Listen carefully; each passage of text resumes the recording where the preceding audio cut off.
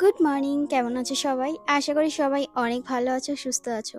সকালবেলা ঘুম থেকে উঠে প্রচুর কাজ সেরে নিয়েছি। আজকে না অনেক ভোরবেলা ঘুম থেকে উঠেছিলাম।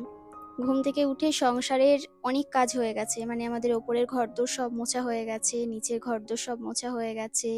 মানে অনেকটা কাজ এগিয়ে ফেলেছি, কিছু কিছু বাকি আছে যদিও, কারণ কর্তামশাই তো ঘুমিয়ে রয়েছে। ঘরদোরগুলো মানে বিছানাটা মানে ঝাড়া বাকি আছে, বিছানার চাদরটা চেঞ্জ করতে হবে। আর স্নানও হয়ে গেছে, এসছি পুজো দিতে। ভাবলাম সকাল সকাল পুজোটা দিয়ে নিই, তাহলে মনটা অনেকটা ভালো লাগবে। অনেকগুলো গোলাপ হয়েছে গাছে, ওরা তো ঝরে পড়েই যাবে। ভাবলাম কটা গোপুর জন্য তুলে নিয়ে যাই, ওকে একটু আসনে সাজিয়ে দিতে পারবো। তো কিছু সাদা ফুল নিলাম, মানে বেলি ফুল, কিছু জবা ফুল ফুটেছিল, পিঙ্ক জবা, সেগুলো মানে যা যা ছিল মোটামুটি তুলে নিয়ে এসছি কিছুটা। বেলপাতা নিলাম, এনে তারপরে এখানে এই যে পুজোটা আবার দিয়ে নিচ্ছি।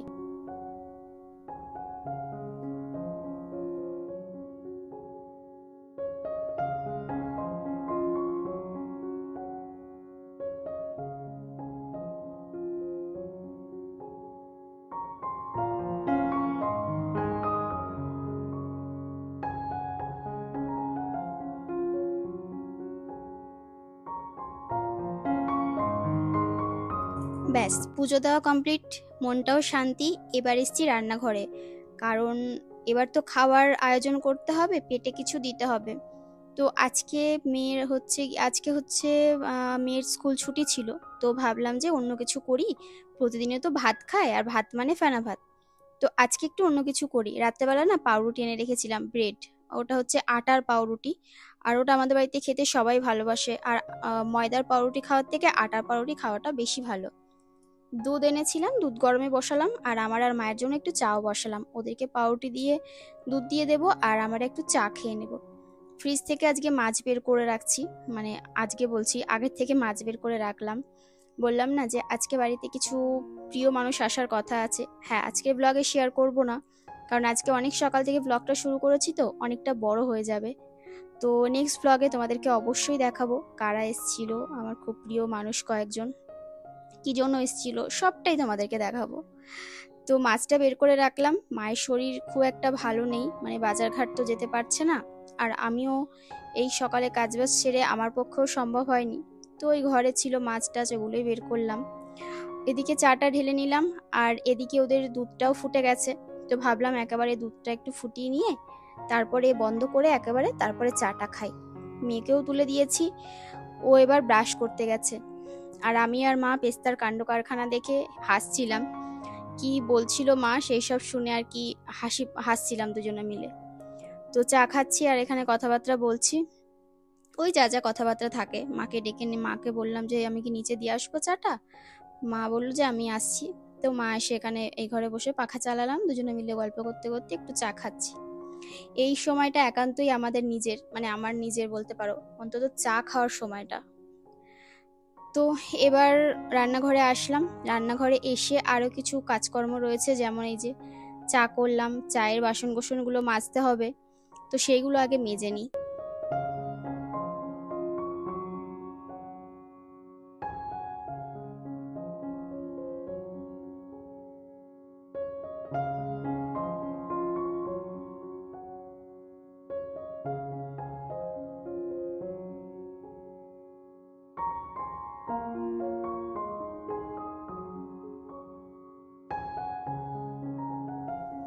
কর্তামশাইকে উঠিয়ে দিয়েছি, কর্তামশাই এখন ব্রাশ করছে, আর আমি এদিকে চাদরটা চেঞ্জ করে নিলাম।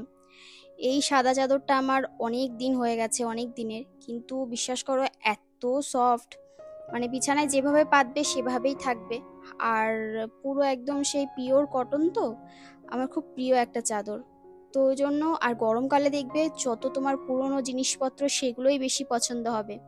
শীতকালে যতই নতুন জামা কাপড় পরো না কেন, গরমকালে ওই মানে যতদিন আগের, 2-4 বছর আগের পুরনো নাইটি, পুরনো সুতির শাড়ি, পুরনো বিছানার চাদর, সেই সমস্ত এত প্রিয় হয়ে হয়ে ওঠে আমাদের কাছে, মানে ধারণার বাইরে। আর কর্তামশাইকে জল ওষুধ দিলাম সকালের, দিয়ে এবার গাছগুলোতে একটু জল দিচ্ছি। গাছগুলোর একদমই যত্ন করার সময় পাচ্ছি না। কিছু কিছু গাছ তো এত গরম শুকিয়ে যাচ্ছে, মানে একবেলা জল দিলে পরের বেলা আবার জল দিতে হচ্ছে ওদেরকে। এবার এত তো সম্ভব নয়, তাও চেষ্টা করছি। ইনডোর প্ল্যান্টগুলোতেও রোদ আসছে, এত রোদ দেখতে পাচ্ছ, রোদের ঝলক। তো আমি কয়েকটা এমনি কল থেকে জল ভরে নিলাম বোতলে, আর বোতলগুলো নিয়ে এবার চলে আসলাম সোজা ব্যালকানিতে। ব্যালকানিতে এসে আগে গাছগুলোতে একটু জল দিয়ে নিচ্ছি। কিছু জামা কাপড় কালকে মেলেছিলাম, সেই জামা কাপড়গুলো আমার আর গোছানো হয়নি। তো ওই যে 3 বোতল জল এদেরকে দিলাম, তারপরেও জল কম পড়ছে, আরও 2 বোতল জল আমাকে আনতে হবে। তো জলটা এনে জলটা দিয়ে দিলাম সব কটা গাছে বেশি বেশি করে। আর এবার যে জামা কাপড়গুলো কালকে মেলে দিয়েছিলাম, তো সেই জামা কাপড়গুলো তুলে নিচ্ছি এক এক করে। তো জামা কাপড়গুলো এক এক করে তুলে নিয়ে তারপরে ঘরে যাব। এখন তো আর এদেরকে গুছিয়ে রাখতে পারবো না, তো একেবারে ভাবছি যে বিকেলে বা একটু ফ্রি টাইম পেলে গুছিয়ে নেব, আর নয়তো একেবারে সেই রাতে বা কালকে, কারণ আজকে তো এই জামা কাপড়ের দিকে নজর দিতে দিতে পারবো না, দুপুরে রান্না বান্নাও রয়েছে, সেগুলোও করতে হবে। তারপরে আসলাম নিচের ঘরে। নিচের ঘরে এসে মায়ের বেডশিটটা চেঞ্জ করব ভাবলাম। তো মায়ের ঘরগুলো এসে সকালবেলা মুছে দিয়ে গেছিলাম, মানে একতলা দোতলা পুরো একদম ঝেড়ে পুছে সকালবেলা মুছে দিয়েছি, সে ভোরবেলা উঠে 5:30 6টার সময় উঠে। তো এগুলো করতেও তো অনেকটা সময় লেগেছে, তারপরে রান্নাবান্না রয়েছে, সেগুলো তো করতে হবে। তো দেখো চাদরটা এবার চেঞ্জ করে দিচ্ছি, আর আমাদের ওপরেও আজকে সাদা চাদর, নিচেও আজকে সাদা চাদর পাচ্ছি। আমার সাদা জিনিসের প্রতি একটা দুর্বলতা আছে বলতে পারো। এমন নয় যে খুব একটা যত্ন করতে পারি, আবার এমন নয় যে একেবারেও করতে পারি না, মানে মোটামুটি যত্ন হয় আমার দ্বারা। সাদা আগেও ছিল আমার, সাদা খুব প্রিয়, সাদা জামা কাপড় পরতাম, সাদা আর কালো। এখন কালোটা পরি না, কিনিও না, কারণ পেস্তার জন্য। সাদা জিনিসপত্র কিনলে ও যদি একবার উঠে আমাকে জড়িয়ে টড়িয়ে ধরেছে, পুরো সাদা একদম, মানে কালো একদম সাদা হয়ে যাবে, মানে কালো জিনিসপত্র আর কি, কালো জিনিসপত্র একদম ওর লোমে সাদা হয়ে যাবে, ওই জন্য খুব একটা কেনা হয় না। আমি এদিকে কাজ করছি নিচে এসে, আর একজন আমার অপেক্ষায় বসে রয়েছে পাখার তলায়। যা বাবা, ও আমার জন্য এখানেই বসে থাকবে, ওকে আমি ধরে দিয়ে আসবো ঘরের মধ্যে পাখার তলায়, তারপরেও আমার জন্য বসে থাকবে। তো তোমাদেরকে দেখাচ্ছিলাম এই সব ঘরগুলো পুরো একদম গুছিয়ে গাছিয়ে মুছে দিয়েছি, ব্যাস। আর সকালের সেভাবে কোনো টেনশন নেই, আবার বিকেলে একবার দেখবো, বিকেলে তো একবার ঝাড়পোছ করতেই হবে। তো এবার দেখো জল ভরে নিচ্ছি, আর জল ভরে নিয়ে তারপরে একেবারে ওপরে যাব। ওপরে গিয়ে তারপরে সকালে ভাবছি একবারে দুধ পাউরুটি খেয়ে নেবো আমরা সবাই। তো সকালের পেটটা একটু ভরা থাকলে তারপরে দুপুরেরটা পরে চিন্তা ভাবনা করবো। তো দুপুরে অবশ্য যদিও আজকে আমার খাওয়া হয়নি, আজকে কর্তাবাবুকে আর মেয়েকে খাওয়াতে খাওয়াতে আমার দেরি হয়ে গেছিলো।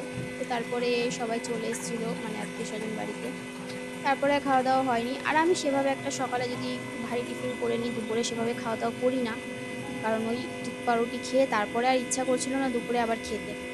তো যাই হোক, আর রাত্রেবেলায় তারপরে খাওয়া দাওয়া করেছিলাম।